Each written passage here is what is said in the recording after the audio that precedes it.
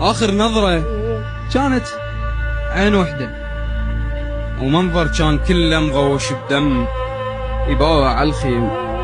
شي وصل الماي طاح وبعده خايف على المخيم، يعرف بالنهاية ويعرف يموت، ظل كم نفس بس بعده محتم.